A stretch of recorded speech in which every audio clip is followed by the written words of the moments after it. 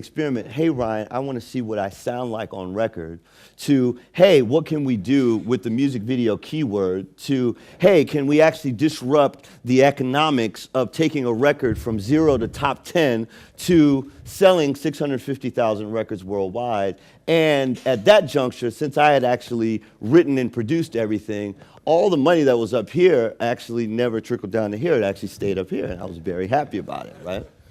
So now let's fast forward to now.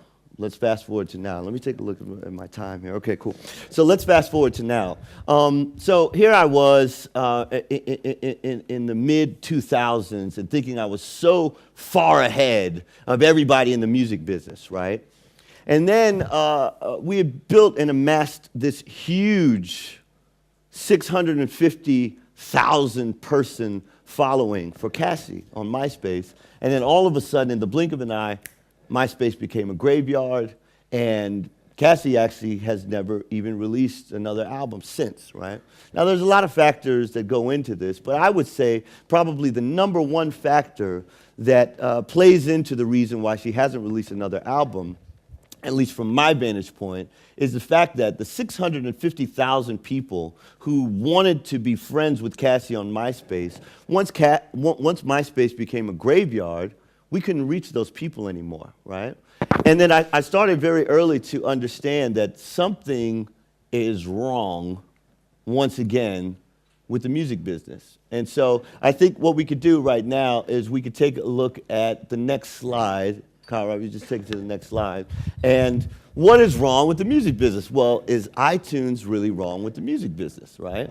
So I used to have breakfast with Doug Morris. Doug Morris was the former chairman of Universal Music Group, right? And he had an amazing office, and he would invite me to breakfast, and we'd sit down at breakfast, and we would be overlooking Central Park, and he would say, man, Steve Jobs is such a bastard, right?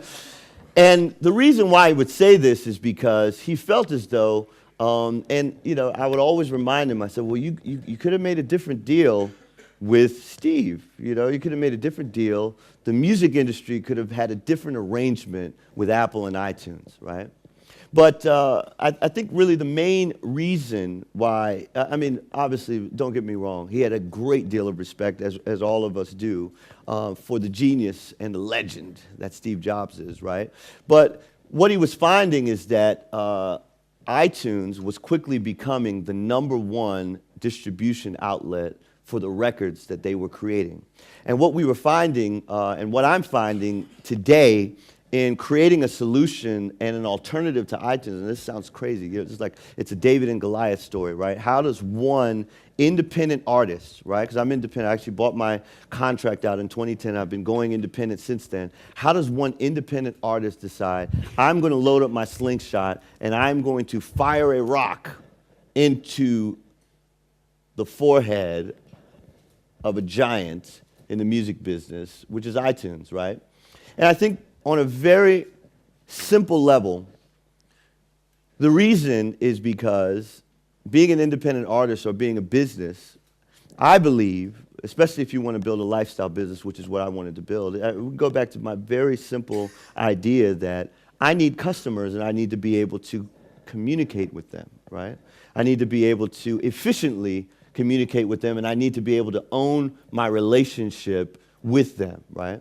So what we see here is that there's been a lot of songs that have been sold, a lot of countries, and when I want to communicate with the people who actually buy my albums, I'm unable to do so, right? So I'm an independent artist. I released an album last year. I've been clipping along at 15,000 albums every quarter, and I decided I was going on tour, and I actually wanted to email everybody who bought my album because I figured, well, this is going to be great.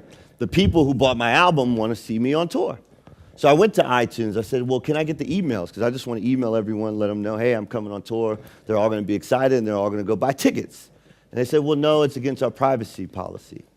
So that really rose a red flag in my mind that I actually don't own the consumer insights which make every other company, especially in a digital media and new media age, that make them successful, right? So let's take actually any other company. We could take Apple, obviously, because we're looking at it, but let's take, in the United States, one of the huge players in mobile is Verizon.